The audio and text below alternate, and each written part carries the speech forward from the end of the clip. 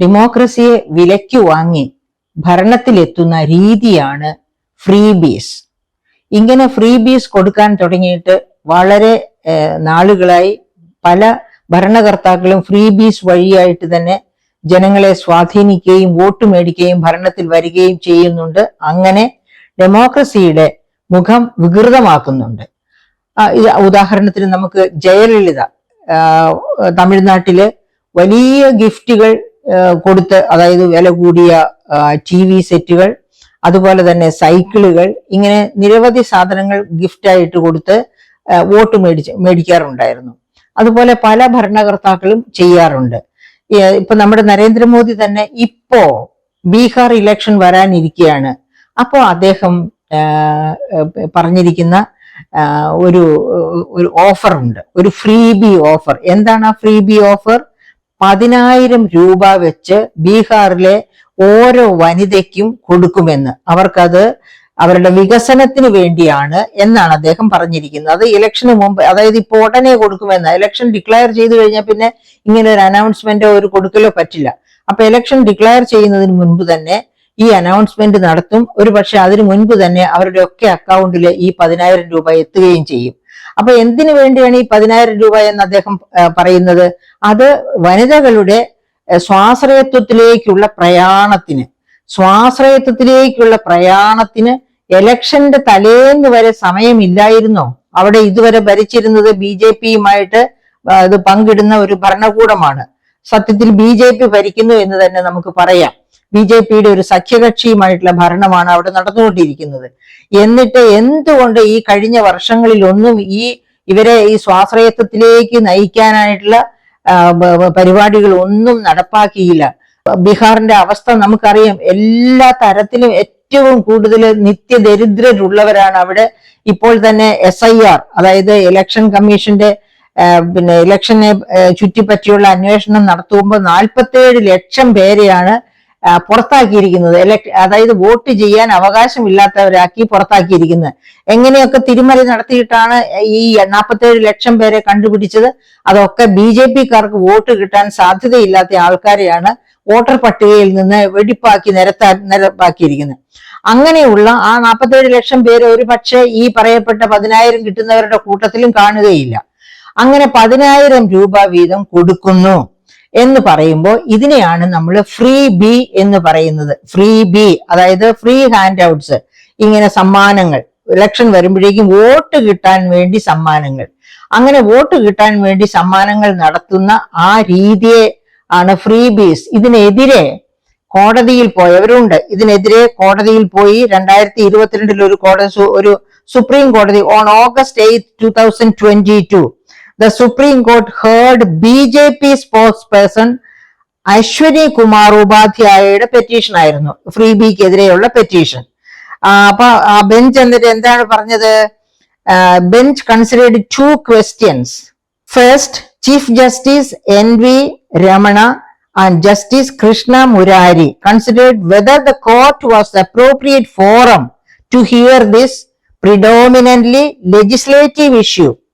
അതായത് ഇത് പാർലമെന്റ് കൈകാര്യം ചെയ്യേണ്ട കാര്യമാണ്, ഇത് കോടതി ഇടപെടുന്നത് ശരിയാണോ എന്നാണ് അന്നത്തെ ചീഫ് ജസ്റ്റിസും അദ്ദേഹത്തിന്റെ കൂടെ ഉണ്ടായിരുന്ന കൃഷ്ണ മുരാരി ജസ്റ്റിസും കൂടി ചോദിച്ചത്. രണ്ടാമത്തെ concern, senior advocate Abhishek Manu Singhvi on behalf of the intervening Aam Aadmi Party. അന്ന് ആം ആദ്മി പാർട്ടി കൊടുക്കുന്ന ഫ്രീ ബീസിനെതിരെ ആയിട്ടായിരുന്നു ഇത് വന്നത്. അദ്ദേഹം അപ്പോ അഭിഷേക് മനു സിംഗ്വി പറഞ്ഞത്, emphasized that freebies must be differentiated from social welfare schemes before the court wades into the issue. ഈ ഫ്രീബീസ് എന്ന് പറയുന്നത് സോഷ്യൽ വെൽഫെയർ സ്കീംസുമായിട്ട് വ്യത്യസ്തമായിട്ട് കാണണം. കോടതി അതിനെപ്പറ്റി ഇടപെട്ട് വിധി പറയുന്നതിന് മുൻപ് എന്തായാലും കോടതി അന്ന് അത് തീരുമാനം പറയാതെ വിടുകയാണ് ഉണ്ടായത്. ഇലക്ഷൻ കമ്മീഷൻ തീരുമാനിക്കട്ടെ എന്ന് പറഞ്ഞ് വിടുകയാണ് ഉണ്ടായത്. അപ്പോ ഇപ്പൊ നമുക്കറിയാം നമ്മുടെ ഇലക്ഷൻ കമ്മീഷൻ ഏത് തരത്തില് ചൂഷണം ചെയ്യപ്പെടുന്നു. BJP ഗവൺമെന്റ് അന്ന് ആം ആദ്മി പാർട്ടിക്കെതിരെ ഈ അന്വേഷണവുമായിട്ട് വന്ന മിസ്റ്റർ അശ്വനി കുമാർ അന്ന് BJPയുടെ ഭാഗമായിരുന്നു. അദ്ദേഹം ആം ആദ്മി പാർട്ടിക്ക് അഗൻസ്റ്റ് ആയിട്ടാണ് ഇങ്ങനെ ഒരു എന്തായാലും ഇങ്ങനെയുള്ള ഫ്രീ ബീസ് കൊടുക്കുന്നതിനെതിരെ അന്ന് കോടതിയിൽ പോയ BJPയുടെ ബഹുമാനപ്പെട്ട പ്രധാനമന്ത്രി തന്നെയാണ് ഈ ഫ്രീ ബീസുമായിട്ട് ഇപ്പോൾ ഉദയം ചെയ്തിരിക്കുന്നത്. ഇപ്പോൾ മാത്രമല്ല അദ്ദേഹം ഫ്രീ ബീസുമായിട്ട് ഉദയം ചെയ്യുന്നത്, അതിന്റെ കണക്കുകൾ ഇഷ്ടം പോലെ നമുക്ക് നിരത്താൻ പറ്റും. ഇങ്ങനെ ഫ്രീ ബീസ് കൊടുക്കുന്ന കാര്യത്തില് പ്രധാനമന്ത്രി ഒരിക്കലും പുറകിലായിരുന്നില്ല ആർക്കും എന്നുള്ള കാര്യം നാം അത്യാവശ്യമായിട്ട് മനസ്സിലാക്കണം. ഉദാഹരണത്തിന് 2022 ഗുജറാത്ത് ഇലക്ഷൻ വരുന്നതിന് തൊട്ടു മുൻപ് ഇതുപോലെ തന്നെ അന്ന് പെട്രോളിന്റെയും ഡീസലിന്റെയും ഒക്കെ വിലയിൽ ഒരു കുറവ് വരുത്തിയെന്ന് മാത്രവുമല്ല, അന്നാണ് അദ്ദേഹം GSTയില് അതുവരെ ഇല്ലാതിരുന്ന ചില നികുതി നിരക്കുകൾ ഡിക്ലെയർ ചെയ്യുന്നത്. എന്തൊക്കെയാണത്? 0.25% ടാക്സ് ഓൺ അൺകട്ട് ഡയമണ്ട്, അതായത് കട്ട് ചെയ്യാത്ത ഡയമണ്ടിന്റെ, അത് കട്ടിങ് ജോലി വലിയ ജോലിയാണ്, ഒരുപാട് ലക്ഷക്കണക്കിന് ആൾക്കാർക്ക് തൊഴിൽ കിട്ടുന്ന ഒരു ജോലിയാണ് കട്ടിങ് ഡയമണ്ട് സ്റ്റോൺസിനെ കട്ട് ചെയ്യുന്നത്. അപ്പം ഈ ഗുജറാത്തില് ആ ജോലി ഒരുപാട് സ്വർണ്ണ വജ്ര ആഭരണങ്ങളുടെ ഒരു കലവറയാണ്. അപ്പൊ അങ്ങനെ ധാരാളം പേര് ജോലി ചെയ്യുന്ന ധാരാളം വജ്ര വ്യാപാരികളുള്ള ഒരു പ്രദേശമാണ് ഗുജറാത്ത്. അപ്പൊ അവരെ ഒക്കെ സഹായിക്കാൻ വേണ്ടിയാണ് അൺകട്ട് ഡയമണ്ട്സിന്റെ GST 0.25 അദ്ദേഹം ഫിക്സ് ചെയ്യുന്നത്. അതുവരെ GST 2017 GST കൊണ്ടുവന്നെങ്കിൽ 17 കൊണ്ടുവന്നെങ്കിലും ഇങ്ങനെ ഒരു വേർതിരിവില്ലായിരുന്നു. അപ്പൊ 0.25 ആണ് അന്ന് മുതൽ GST അൺകട്ട് ഡയമണ്ട്സിന്റെ GST. പിന്നെ സ്വർണ വജ്ര ആഭരണങ്ങളുടെ GST 3% നിജപ്പെടുത്തി. പ്രിയപ്പെട്ട സുഹൃത്തുക്കളെ, ഓർക്കണം, നമ്മള് നിത്യോപയോഗ സാധനങ്ങൾക്ക് 5% നികുതി. 28 കോടിയിലധികം അതിദരിദ്രരുള്ള ഇന്ത്യയിൽ നിത്യോപയോഗ സാധനങ്ങൾക്ക് 5% GST ആക്കാമെങ്കിൽ എന്തുകൊണ്ടാണ് 3% സ്വർണ വജ്ര ആഭരണങ്ങളെ കെട്ടിയിട്ടത്?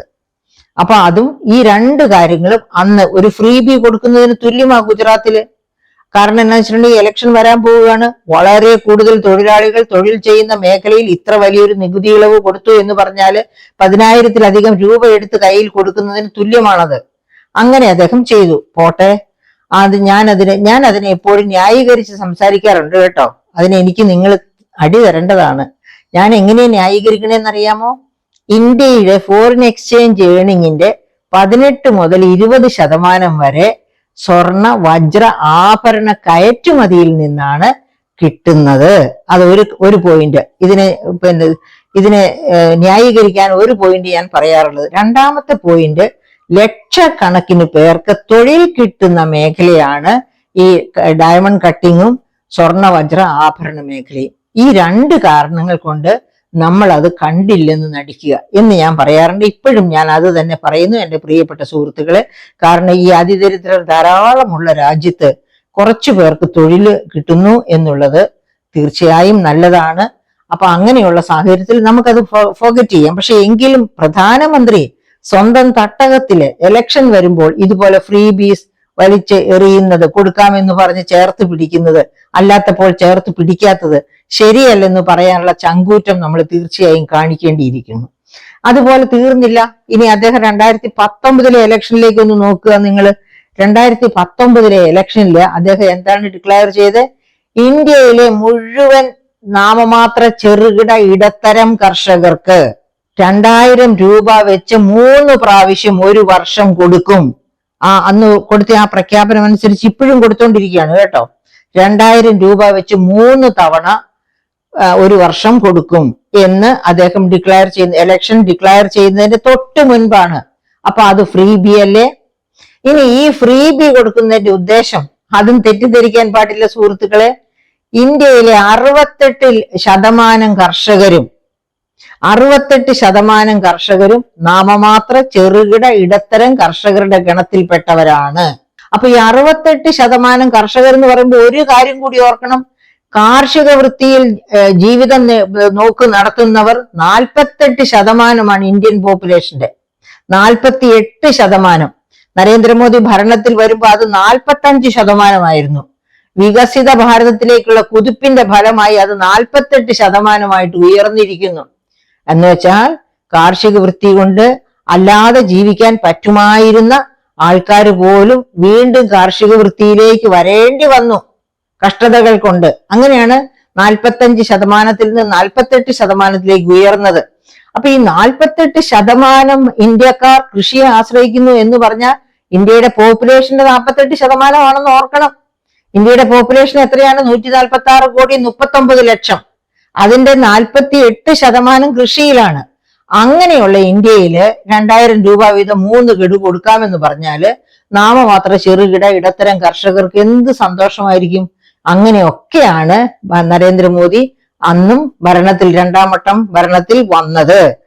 അപ്പൊ അങ്ങനെ ഓരോ പ്രാവശ്യവും ഇനി അതുപോലെ തന്നെ നമ്മൾ പറയാ GSTയുടെ ഇത്രയധികം ജനങ്ങളെ ചേർത്ത് പിടിക്കുന്ന ഒരു പ്രധാനമന്ത്രി ആയിരുന്നു നമ്മുടെ പ്രധാനമന്ത്രി എങ്കിൽ എന്തുകൊണ്ടാണ് ഈ പെട്രോളിയം ഉൽപ്പന്നങ്ങളെ GSTക്കകത്തേക്ക് കൊണ്ടുവരാതിരുന്നത്? അങ്ങനെ കൊണ്ടുവന്നിരുന്നെങ്കിൽ അത് സംസ്ഥാനങ്ങളും എതിർക്കുമായിരുന്നു, ഈ കേന്ദ്രത്തിനും ഇഷ്ടമല്ല. കാരണം ഇഷ്ടം പോലെ സെസ്സും നികുതിയും കേന്ദ്രവും സംസ്ഥാനങ്ങളും അതിൽ ഇമ്പോസ് ചെയ്യുകയും അതൊക്കെ ജനങ്ങളിൽ നിന്ന് ഈടാക്കുകയും ചെയ്യുന്നു. ജനങ്ങളിൽ നിന്ന് ഈടാക്കുക വെച്ചാൽ നമ്മളല്ലേ പെട്രോളും ഡീസലും ഒക്കെ അടിക്കേണ്ട ജനങ്ങൾ. അപ്പൊ അവരവരുടെ കയ്യിലിരിക്കുന്ന നിത്യവൃത്തിക്കുള്ള പൈസയിൽ നിന്ന് പൈസ എടുത്ത്, ഉദാഹരണത്തിന് അന്താരാഷ്ട്ര വില നിലവാരം, അന്താരാഷ്ട്ര വിപണിയിലെ ക്രൂഡ് ഓയിലിന്റെ വില ഇപ്പോൾ $61.31 പെർ ബാരലാണ്. എന്നിട്ട് ഇന്ത്യയില് ക്രൂഡ് ഓയിലിന്റെ വില കൽക്കട്ടയിൽ 105 രൂപ സംതിങ് 41 പൈസ, കേരളത്തിൽ 105 രൂപയുടെ മുകളിലാണ് ക്രൂഡ് ഓയിലിന്റെ വില. അപ്പൊ എന്ന് വെച്ചാൽ ഇന്ത്യയിൽ 105 രൂപ മിനിമം ക്രൂഡ് ഓയിലിന്റെ പെർ ലിറ്ററിന്റെ വിലയാണ്. ക്രൂഡ് ഓയിലിന്റെ അല്ല, ഡീസലിന്റെയും പെട്രോളിന്റെയും പെർ ലിറ്റർ വില പിന്നെ 105 രൂപയാണ്. അപ്പൊ എന്താണ് ജനങ്ങളോടുള്ള ചേർത്തുപിടുത്തം എന്നുള്ളതിന്റെ വളരെ ക്ലിയർ ആയിട്ടുള്ള ഒരു എക്സാമ്പിൾ ആണ്. ഇവർ 2014 ഭരണത്തിൽ വരുന്നതിന് മുൻപ് തട്ടഹസിച്ച് പറഞ്ഞതാണ്. അന്ന് $100 മുകളിലാണ്, $140 പെർ ബാരൽ ഉണ്ടായിരുന്ന സമയത്ത് പോലും മൻമോഹൻ സിംഗ് പ്രധാനമന്ത്രി ആയിരുന്നപ്പോൾ പെട്രോളിന്റെയും ഡീസലിന്റെയും വില 60 രൂപയിൽ താഴെയാണ് നിന്നിരുന്നതെന്ന് നമ്മൾ ഓർക്കണം. അപ്പോഴാണ് ഇവർ പറഞ്ഞ് ഞങ്ങൾ ഭരണത്തിൽ വന്നാല് 50 രൂപയിൽ താഴെ വിലയ്ക്ക് പെട്രോളും ഡീസലും തരുമെന്ന്. എന്നിട്ടാണ് ഈ 166 രൂപ ആയിട്ട് ഡോളറിന്റെ വില മൻമോഹൻ സിംഗ് ഭരണകാലത്ത് 140 മുതൽ പതുക്കെ താഴെ വന്നാണ് ഇപ്പോ ഈ കാണുന്ന പോലെയുള്ള വില നിലവാരത്തിൽ. അതിനേക്കാളും താഴെ പോയിരുന്നു. കോവിഡിന്റെ കാലത്ത് $19 വരെ അന്താരാഷ്ട്ര വിപണിയിലെ ക്രൂഡ് ഓയിൽ വില പോയിട്ടുണ്ട്. അപ്പൊ ആ സമയത്ത് പോലും പോട്ടെ, കേരളത്തില് അങ്ങനെ വില കുറച്ച്, ഇന്ത്യയില് അങ്ങനെ വില കുറച്ചിട്ടില്ല. അപ്പോഴും ഒന്നും ചേർത്ത് പിടിക്കാത്ത, ഇപ്പോഴും ചേർത്ത് പിടിക്കാത്ത ബഹുമാനപ്പെട്ട പ്രധാനമന്ത്രിയാണ്. ഇലക്ഷൻ വന്നതുകൊണ്ട് ബീഹാറിനെ ചേർത്ത് പിടിക്കുന്നു. അതിനെയല്ലേ നമ്മൾ ഫ്രീ ബി എന്ന് വിളിക്കേണ്ടത്. അപ്പൊ അങ്ങനെ ഫ്രീ ബി കൊടുക്കുന്ന പ്രധാനമന്ത്രി 2016-17 ഇലക്ട്രൽ ബോണ്ട് കൊണ്ടുവന്നതും നമുക്കറിയാം. ഇലക്ട്രൽ ബോണ്ട് അതായത് വലിയ കോർപ്പറേറ്റുകളെ പ്രീണിപ്പിച്ച് അവരുടെ അടുത്തുനിന്ന് ഇലക്ട്രൽ ബോണ്ടിലേക്ക് ഇൻവെസ്റ്റ് ചെയ്യിപ്പിച്ചിട്ട് പകരം അവർക്ക് പുറംചൊറിഞ്ഞു കൊടുക്കുക. അതായത് പുറംചൊറിഞ്ഞു കൊടുക്കുക എന്ന് വെച്ചാൽ അത് സ്റ്റോക്ക് മാർക്കറ്റിൽ പറയുന്ന ഒരു ചൊല്ലാണ് കേട്ടോ. എന്താണ് സ്റ്റോക്ക് മാർക്കറ്റിലുള്ള ബ്രോക്കേഴ്സ് പരസ്പരം പുറം ചൊറിയുമെന്ന് വെച്ചാൽ രഹസ്യങ്ങൾ ചോർത്തിക്കൊടുത്ത് രണ്ടു കൂട്ടർക്കും, അതായത് ബുൾസും ബേയേഴ്സും ലാഭം ഉണ്ടാക്കത്തക്ക രീതിയിലുള്ള കളി കളിക്കുന്നതിനാണ് പരസ്പരം പുറം ചൊറിയുക എന്ന് പറയുന്നത്. ആ രാഷ്ട്രീയത്തിലും അതുപോലെയുള്ള പരസ്പരം പുറം ചൊറിയൽ ധാരാളമാണ്. അങ്ങനെയുള്ള ഒരു പുറംചൊരിയിലാണ് 2016-17 കാലഘട്ടത്തില് ഇലക്ട്രൽ ബോണ്ട് കൊണ്ടുവന്നതും ആ ഇലക്ട്രൽ ബോണ്ട് വഴി ഒരു ബഹുകോടികൾ, സഹസ്ര കോടികൾ സമ്പാദിച്ചതും ആ സമ്പാദിച്ചതിന്റെ 80% BJPയുടെ ട്രഷറിയിലേക്കാണ് പോയത്. അതല്ലാതെ മറ്റു പാർട്ടികളിലേക്കല്ല. അതൊക്കെ ഉപയോഗിച്ച് ഇതുപോലെ ഫ്രീ ബീസ് കൊടുത്ത് ഇലക്ഷൻ ജയിച്ച ഇതാണ്. അത് മാത്രവുമല്ല, അതിനേക്കാൾ ഉപരി പറയാനുള്ളത് ഈ 2019 ഇലക്ഷൻ സമയത്ത് 2000 രൂപ വെച്ച് 3 പ്രാവശ്യം എല്ലാ കർഷകർക്കും കൊടുക്കും എന്ന് പറഞ്ഞതിന് ശേഷം അന്ന് ഇതുപോലെ ഇലക്ട്രൽ ബോണ്ട് വഴിയുള്ള പണം കയ്യിലുണ്ടായിരുന്നു എങ്കിൽ പോലും അതും ഒന്നും മതിയാകാത്തത് കൊണ്ട് എന്ത് ചെയ്തു ബഹുമാനപ്പെട്ട പ്രധാനമന്ത്രി? റിസർവ് ബാങ്കിനോട് അവരുടെ റിസർവ് ഫണ്ട്, അതായത് ലാഭം ഉണ്ടാകുന്നതിന്റെ ഒരു വിഹിതം റിസർവ് ഫണ്ടിൽ ഇട്ടിട്ട് ബാക്കിയാണ് ഗവൺമെന്റ് ഓഫ് ഇന്ത്യയിലേക്ക് റിസർവ് ബാങ്ക് ഓഫ് ഇന്ത്യ കൈമാറ്റം ചെയ്യുന്നത്. എന്തുകൊണ്ട് കൈമാറുന്നു reserve bank of India central ഗവൺമെന്റിലേക്ക്? കാരണം റിസർവ് ബാങ്കിന്റെ മുഴുവൻ ഷെയറുകളും സെൻട്രൽ ബാങ്ക് ഗവൺമെന്റിന്റെ കയ്യിലാണ്. അപ്പൊ സെൻട്രൽ ബാങ്കിന്റെ സെൻട്രൽ ഗവൺമെന്റ് കയറങ്ങളിലാണ് ഷെയർ എന്നുള്ളത് കൊണ്ട് നാച്ചുറലി റിസർവ് ബാങ്ക് ഉണ്ടാക്കുന്ന പ്രോഫിറ്റ് മുഴുവനും അതിന്റെ ഒരു ഭാഗം റിസർവ് ഫണ്ടാക്കി മാറ്റി ബാക്കി മുഴുവനും സെൻട്രൽ ഗവൺമെന്റിലേക്ക് ട്രാൻസ്ഫർ ചെയ്യണം. അങ്ങനെയാണ്. അങ്ങനെ ചെയ്തുകൊണ്ടിരുന്ന നാളിതുവരെ, അതായത് 2019 വരെ ഒരിക്കൽ പോലും ആ റിസർവ് ഫണ്ട് സെൻട്രൽ ഗവൺമെന്റിലേക്ക് ആവശ്യപ്പെടാതിരുന്ന ആ ഇന്ത്യയിലാണ് നരേന്ദ്രമോദി ഗവൺമെന്റ് ആ റിസർവ് ഫണ്ട് ഒരു 1.71 lakh crore 1,71,00,00,000 ഫണ്ടാണ് റിസർവ് ബാങ്കിൽ നിന്ന് സെൻട്രൽ ഗവൺമെന്റിലേക്ക് ട്രാൻസ്ഫർ ചെയ്യിപ്പിച്ചത്. ധാർഷ്ട്യത്തോടുകൂടി അങ്ങനെ ചെയ്യിപ്പിച്ച. അത് മാത്രവുമല്ല, ആ ഫണ്ട് ഉപയോഗിച്ചാണ് ഈ 2,000 രൂപ വീതം ആദ്യത്തെ ഗഡു കൊടുക്കുന്നത്, ഇത്രയും കർഷകർക്ക് കൊടുക്കുന്നത്. അപ്പൊ ഇതൊക്കെ ഒരു വികൃതമായ മുഖമാണ്. ഒരു ഗവൺമെന്റിന് അധികാരം കിട്ടിയാൽ എന്ത് കൊള്ളരുതായ്മയും കാണിക്കാം, എന്ത് അനീതിയും കാണിക്കാം. അതായത് ഇതുപോലെ ചെയ്യുന്നത് ഭരണത്തിൽ വന്ന് ഉടനെയാണ് എങ്കിൽ നമുക്ക് മനസ്സിലാക്കാം അത് ജനങ്ങളിലേക്ക് എത്തും, അതിന്റെ ഇമ്പാക്റ്റ് അവരുടെ ജീവിത നിലവാരത്തിൽ ഉണ്ടാകുമെന്ന്. പക്ഷേ അതൊന്നും ചെയ്യാതെ, ആ സമയത്ത് 5 വർഷം ഭരിച്ച സമയത്ത് ഒന്നും ചെയ്യാതിരുന്നിട്ട് വീണ്ടും ഒരു ഭരണത്തിലേക്ക് വരണമെന്ന് ആഗ്രഹിക്കുമ്പോൾ ഇതുപോലെ ഒരു ഫ്രീ ബി എടുത്തു കൊടുക്കുന്നു, 10,000 രൂപ കൊടുക്കുന്നു എന്ന് പറഞ്ഞാൽ അത് ബീഹാറിലെ വനിതകളുടെ ഉന്നമനമല്ല, BJP ഗവൺമെന്റിന് വീണ്ടും ഭരണത്തിൽ വരാനുള്ള തന്ത്രപരമായ നീക്കം മാത്രമാണ് എന്ന് നാം മനസ്സിലാക്കണം. അതുകൊണ്ട് ബീഹാറിലെ പെണ്ണുങ്ങൾ വോട്ട് ചെയ്യാതിരിക്കുക? ചെയ്യും, തീർച്ചയായിട്ടും ചെയ്യും. നമ്മളെ പോലെ ലിറ്ററേറ്റ് അല്ല, ലിറ്ററേറ്റ് ആയ നമ്മൾ തന്നെ എന്തെല്ലാം അബദ്ധങ്ങൾ കാണിക്കുന്നു. അപ്പോൾ പിന്നെ ഇത്രയും ലിറ്ററസി ഇല്ലാത്ത, ഇത്രയും സ്റ്റാൻഡേർഡ് ഓഫ് ലിവിങ് ഇല്ലാത്ത ഒരു സമൂഹത്തിലെ സ്ത്രീകൾ 10,000 രൂപ കിട്ടിയാൽ അവർക്ക് വലിയ സന്തോഷമാകും. ഒരു പക്ഷെ അവരിൽ അധികം പേരും 10,000 രൂപ ഒരുമിച്ച് കണ്ടിട്ട് പോലും ഉണ്ടാവില്ല. അപ്പൊ അങ്ങനെയുള്ളവർ, പക്ഷെ അത്തരക്കാരെ എക്സ്പ്ലോയിറ്റ് ചെയ്യുന്നതാണ് ഏറ്റവും വേർസ്റ്റ് ടൈപ്പ് ഓഫ് എക്സ്പ്ലോയിറ്റേഷൻ. അറിവുള്ളവരെ എക്സ്പ്ലോയിറ്റ് ചെയ്യാൻ ചെല്ലുമ്പോൾ നിക്ക എന്ന് പറഞ്ഞ് തടസ്സമെങ്കിലും പറയും. അറിവില്ലാത്തവരെ ചൂഷണം ചെയ്യാൻ ചെല്ലുമ്പോൾ അവർക്ക് തടസ്സവാദം പോലും ഇല്ലായിരിക്കും. അപ്പൊ അതാണ് ഏറ്റവും വലിയ എക്സ്പ്ലോയിറ്റേഷൻ. അപ്പൊ ഇതൊക്കെ നാം കാണിക്കുന്ന എന്താണ്? വീണ്ടും വീണ്ടും ഭരണത്തിൽ വരാൻ വേണ്ടി, അങ്ങനെ ഇന്ത്യയെ ഒരു ഹിന്ദു രാഷ്ട്രമാക്കി മാറ്റുക എന്ന ഉദ്ദേശത്തോടു കൂടി BJP കരുക്കൾ നീക്കിക്കൊണ്ടിരിക്കുകയാണ്.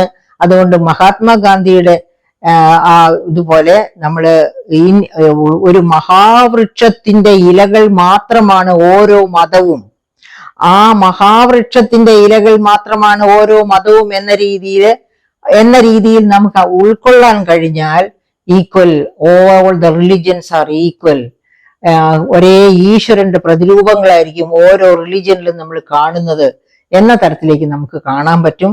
പക്ഷേ ഈ ഫ്രീ ബി കൊണ്ട് ഇലക്ഷൻ ജയിക്കാൻ ശ്രമിക്കുന്നത് ഡെമോക്രസിയുടെ കടക്കൽ കത്തിവെക്കുകയാണ്. അതിനെതിരെ ശക്തമായിട്ട്, അതായത് അസംബ്ലിയോ അല്ലെങ്കിൽ പാർലമെന്റോ അതിനെതിരെ ശബ്ദിക്കുന്നില്ലെങ്കിൽ, പാർലമെന്റ് ശബ്ദിക്കാൻ മടിക്കുന്നുവെങ്കിൽ, ലെജിസ്ലേറ്റീവ് ബോഡികൾ ശബ്ദിക്കാൻ ശ്രമിക്കുന്നുവെങ്കിൽ തീർച്ചയായിട്ടും ഡെമോക്രസിയുടെ രക്ഷകനായിട്ട്, ഒരു തൂണാണല്ലോ കോടതി, ഒരു തൂണ് മാത്രമാണ് എക്സിക്യൂട്ടീവ്, വേറൊരു തൂണ് മാത്രമാണ് പാർലമെന്റ്. അപ്പൊ അങ്ങനെ വരുമ്പോഴത്തേക്ക് ഒരു തൂണായിട്ടുള്ള എക്സിക്യൂട്ടീവ് കോടതിക്ക് സ്വന്തം നിലപാട് ശക്തമായിട്ട് ഇമ്പോസ് ചെയ്യാനും അവർ മനസ്സിലാക്കുന്നില്ലെങ്കിൽ മനസ്സിലാക്കിക്കണം കോടതി ഇടപെട്ട് എന്ന് തന്നെയാണ് നമുക്ക് റിക്വസ്റ്റ് ചെയ്യാവുന്നത്.